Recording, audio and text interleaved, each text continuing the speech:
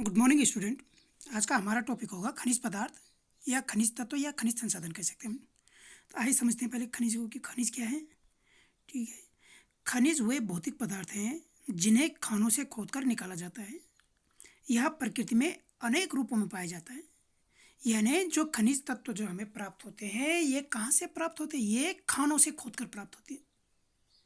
चाहे कोयले की खाने हो, चाहे लोहा ऐस के खाने हो, चाहे प्राकृतिक गैस की खाने, ये सारी की सारी कहाँ से प्राप्त होती है? इनकी खाने होती हैं, उनको खोदा जाता है और वहाँ से ये तत्व हमें प्राप्त होते हैं। खनिज प्रकृति रूप से विद्यमान एक समरूप तत्व है जिसकी एक निश्चित आंतरिक संरचना है। खनिज प्रकृति में अनेक रूपों में पाए जाते हैं जिनमें कठोर हीरा व कोमल चूना तक सम्मिलित है। यानी इनके प्रकृति में हर रूप है। जहाँ कठोर तत्व भी पाए जाते हैं तो वहाँ कोमल तत्व भी मौजूद होते हैं। किसी विशेष खनिज का निर्माण उस समय की भौतिक व रासायनिक परिस्थितियों के अनुसार होता है। इसी के परिणाम स्वरूप खनिजों के विविध रंग, कठोरता, चमक, घनत्व तथा विविध क्रिस्टल पाए जाते हैं। प्रकृति में पाए जाने वाले कुछ उपयोगी खनिज पदार्थों के नाम है जैसे लोहा हो गया, अभ्रक हो गया, कोयला हो गया, ऑक्साइड हो गया, नमक हो गया, जस्ता, चूना, पत्थर, ये सारे के सारे क्या है? खनिज तत्व है जो प्रकृति में हमें प्राप्त होते हैं, प्रकृति से हमें प्राप्त होते हैं। ठीक, तो आइए समझते हैं खनिजों के प्रकारों को। खनिज के प्रकार सामान्यतः हम खनिजों के प्रकारों को 3 भागों में बांटते हैं: धात्विक खनिज, अधात्विक खनिज और ऊर्जा खनिज। ठीक है, धात्विक खनिज, धातु खनिज में जिनमें नाम से पता चल रहा है कि जिनमें धातु का अंश हो, यानी धातु का कौन सा? लोह धातु का। ठीक, इसमें 3 तरह के आते हैं हमारे पास: लौह खनिज, अलोह खनिज और बहुमूल्य खनिज। अगर धातु की अगर बात करते हैं हम तो इसमें आते हैं हमारा लोह खनिज, अलोह खनिज और बहुमूल्य खनिज। ठीक है, तो सर्वप्रथम हम लोह खनिज के बारे में बात करते हैं या लोह धातु। लोह धातु या लोह खनिज वे तत्व होते हैं जिन पदार्थों में लोह धातु अंशों की प्रधानता पाई जाती है, उनको लोहा खनिज कहते हैं। यानी लोहा अयस्क हुआ, मैग्नीज हुआ, निकिल हुआ, कोबाल्ट हुआ आदि इसी प्रकार के खनिजों के क्या है? प्रमुख उदाहरण है। ठीक है, यानी जिन तत्वों में, जिन तत्व खनिजों में लोहे की प्रधानता होती है, लोहे के अंश पाए जाते हैं, वो लोह खनिज होते हैं।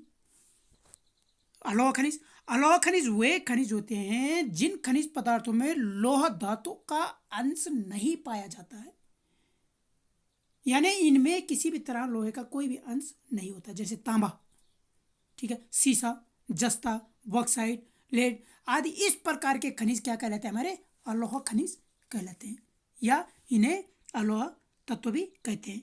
ठीक, तीसरा प्रकार है हमारा बहुमूल्य खनिज। बहुमूल्य खनिज में आता है हमारे पास सोना, चांदी, प्लेटिनम, ये सारी की सारी हमारे पास जो आती है ये बहुमूल्य खनिज है।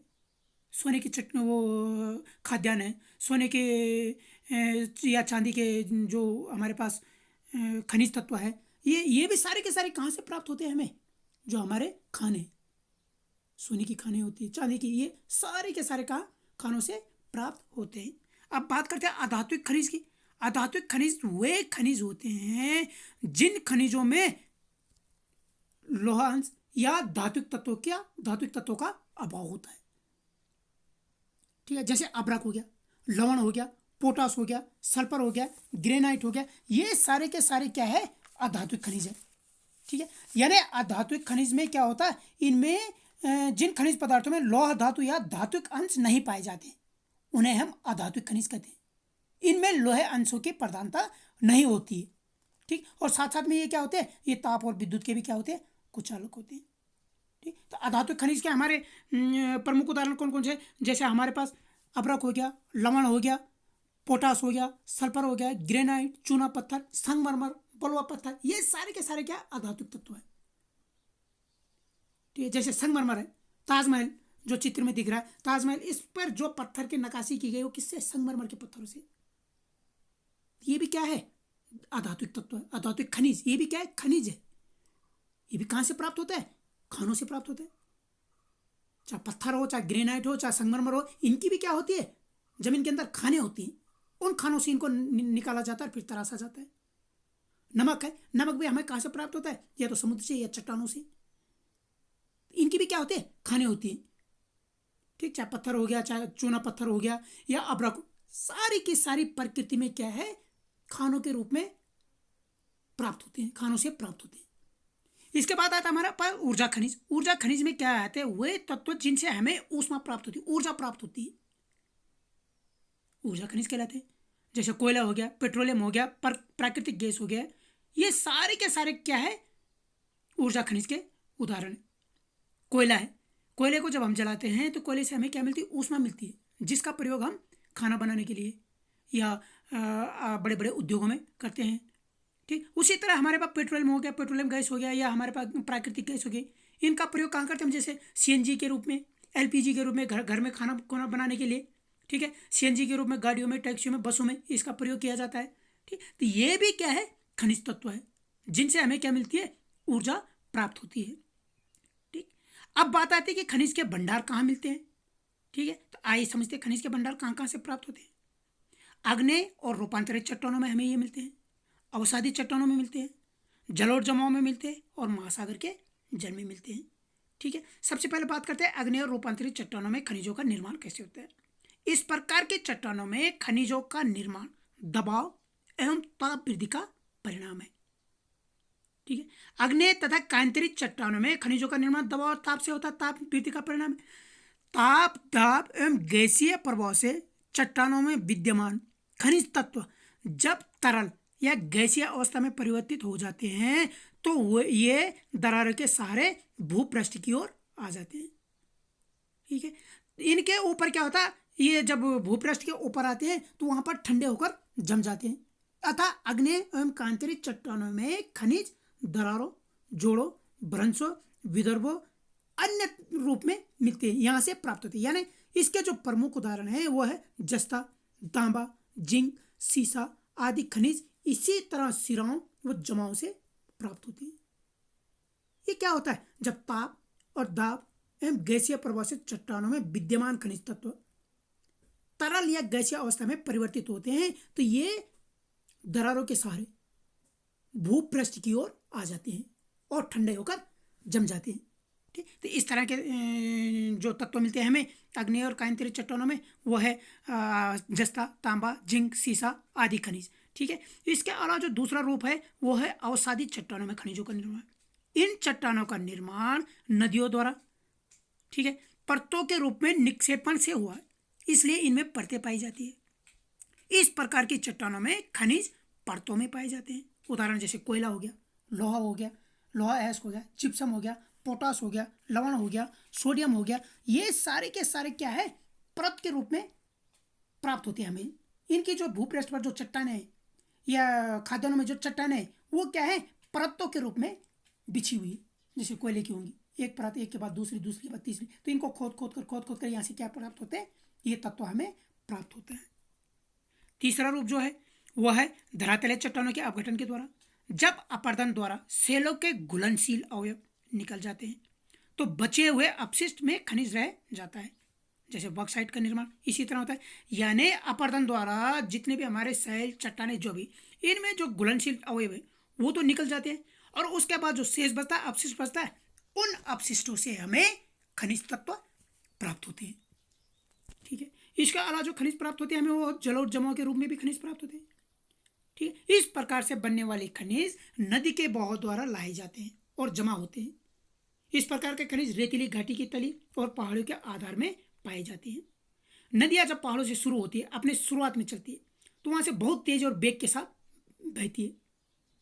धीरे धीरे धीरे धीरे जब ये प्लेन एरिया में या समतल भूमि पर आती है तो इसका वेग क्या हो जाता है? कम हो जाता है, और अपने वेग के साथ जो भी निक्षेपण ये अपने साथ लाती है, जहां से ये समतल भूमि शुरू होती है वहां पर धीरे धीरे धीरे धीरे इनको छोड़ना शुरू कर देती है, और नदियों के किनारे या नदियों की तलहटी पर इनका जमाव शुरू हो जाता है। ठीक है, जैसे सोना हो गया, चांदी हो गया, इस तरह के जो खनिज होते हैं इन्हीं जगहों पर प्राप्त होते हैं। ठीक है, तो ये थे क्या? खनिजों के भंडार, जहां जहां से हमें ये खनिज प्राप्त होते हैं। अब जानते हैं हम धात्विक और अधात्विक खनिज में अंतर। ठीक है, धात्विक खनिज क्या होते हैं और अधात्विक खनिज क्या होते हैं? तो सबसे पहले धात्विक खनिज को समझते हैं। वे खनिज पदार्थ जिनमें धातु अंशों की प्रधानता होती है, ठीक है, उनको हम धात्विक खनिज कहते हैं। यानी ये धात्विक खनिज है, जैसे लोहा अयस्क, मैग्नीज, मैग्नीजाइज, chromite, pyrite, tungsten, nickel, cobalt, ये सामान्यतः क्या है? धात्विक खनिज है। अधात्विक खनिज में आता है कोयला, अभ्रक, जिप्सम, पेट्रोलियम, पोटास। जिन खनिज पदार्थों में लौह धातु या धात्विक अंश नहीं पाए जाते उन्हें अधात्विक खनिज कहते हैं। उदाहरण का कोयला, अभ्रक, जिप्सम, पेट्रोलियम, पोटास। ठीक है। धात्विक खनिज खानों से निकाले जाने पर इनमें अनेक अशुद्धियां, इनका मिश्रण होता है, अतः प्रयोग करने से पूर्व इनका परिष्करण या शुद्धिकरण करना आवश्यक होता है। किनका? धात्विक खनिजों का, धातु का।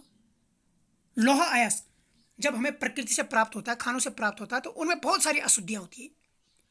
उनको पहले शुद्ध किया जाता है और शुद्ध करने के बाद फिर उसको गलाया जाता है। गलाने के बाद फिर मनचाहे ढंग से उसको आकार दिया जाता है। वहीं अगर अधात्विक की बात करें तो अधात्विक खनिज में अशुद्धियां बहुत कम होती है, अतः इनके परिष्करण की आवश्यकता नहीं होती है, सीधा इनको यूज कर सकते हैं। जैसे कोयला है, अभ्रक है, पेट्रोलियम है। ठीक है, इनमें अशुद्धियां कम होती है। ठीक, इसको सीधे हम थोड़ा सा फिल्टर करके, रो करके, शुद्धिकरण करके इसका सीधा प्रयोग कर सकते हैं। ठीक है। दूसरा होता है धातु खनिज ताप एवं विद्युत के सुचालक होते हैं। जैसे लोहा है, ठीक है, चांदी है, सिल्वर है। ये क्या है? लोहा और ताप के सुचालक है। एक लोहे की चादर है, उसको तेज धूप में रख दो, थोड़ी देर बाद उस पर हाथ लगाओ तो एकदम गर्म महसूस होगा। ये क्या है? ताप के सुचालक है। ठीक है। सिल्वर है, तांबा है, तांबे की तार है। तांबे की तार को अगर बिजली से छुआ दिया जाए तो उस पर करंट बहने लग जाता है, यानी करंट आने लग जाता है। ये क्या है? विद्युत के सुचालक है। वहीं अगर अधात्विक की बात करें तो अधात्विक खनिज ताप एवं विद्युत के कुचालक होते हैं। ठीक है। इनमें क्या नहीं होता? इनमें धारा प्रवाह नहीं होती। जैसे कोयला है, ठीक है, कोयले में क्या होता है कि कोयले को अगर हम धूप में रख दें तो धूप में रखने से इसमें कोई फर्क नहीं पड़ता। अगर हाथ लगाएंगे हम तब भी वैसे ही ठंडा महसूस होगा।